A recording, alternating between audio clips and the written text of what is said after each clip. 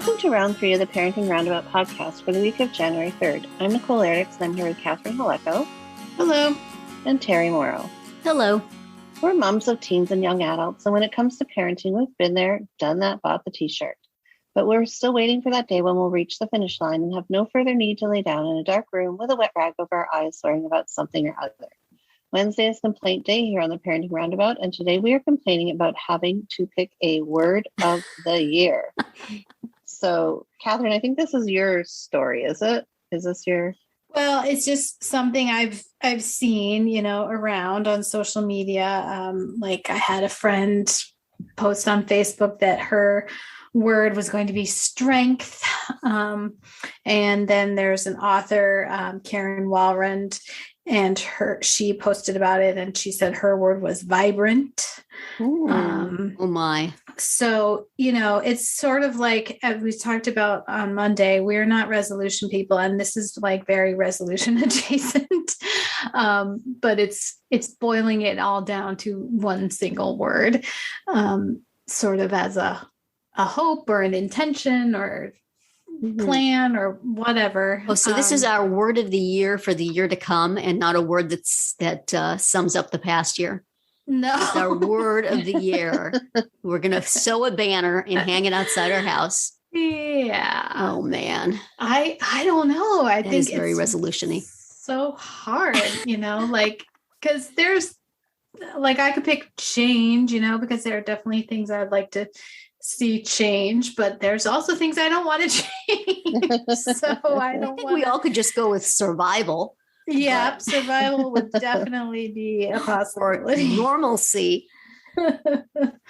Yes. But those are things we don't have so much control over. Yeah. So I don't know. Yeah, as we were saying, organization or productivity. Yes, productivity discussion from Monday. Yeah, I mean, I just think it's just a rebranding of resolutions, really. Yes, so it is. I don't necessarily want to do it. And it also doesn't it sort of feel like you're setting yourself up for a fall when you do that? Like whatever your word is, fate is going to come along and go, ha ha. It's like, so don't pick survival. Yes. Very modest word is what you want. Or you have to pick like a code word, your word is like only bumblebee what it means. or something. And then when you're beset by a hive of bees, I wasn't being literal. Golly, that's a lot of pressure. It is. But, I think the idea is that it can be a little more vague than a resolution, you can pick strength instead of picking I'm going to work out every day or whatever. Mm-hmm. I mean, I think that her intent was more sort of mental strength, not so much physical strength. So I don't know. Strength is a good word because that's true. Give me the strength to deal with whatever happens. That's a good way to look at it, I guess. So, although you don't necessarily want to invite things to make you strong. But yes. See, I overthink stuff. Overthinking is my word of the year. That's your pretty word. Predictable, but that is what I will be doing. That is always your word. I would like consistency. Consistency would be a nice thing to have for this year. Last year was pretty consistent. My kids both had jobs and they stayed in them, and their schedules were more or less predictable. And my husband's as well. I had pretty steady work.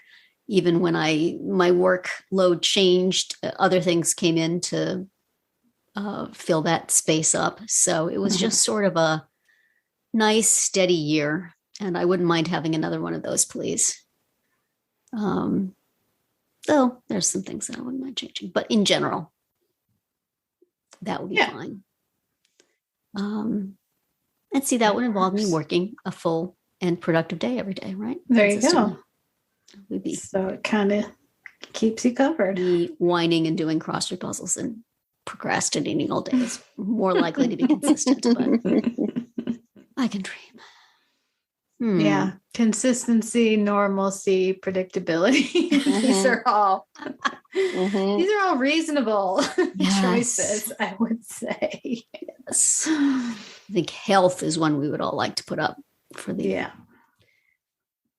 Yeah, that can cover a lot of ground. Yes. Health Mental, is a good physical, one. All sorts of things, financial. Yeah. Perseverance. Yeah. Like just it's good to think to set your challenges, right? As we get older, we don't have the seemingly day-to-day challenges that we had raising young kids, but just continuing to I don't know, just overcome barriers, whether they're real or not, or real or perceived. Yeah, real or perceived barriers. But even personally, or whether it's family or money, jobs, something that just keep going. Right. Yeah. Keep moving ahead. Just keep swimming. Yeah. Your spirit animal can be Dory from Finding Nemo. There you go. Short-term memory challenged fish. Yeah. Maybe. But then again, that's on Ted Lasso. They talk about being a goldfish. Right? Yes, because the memory is very short. Right. That's true. That's a good one.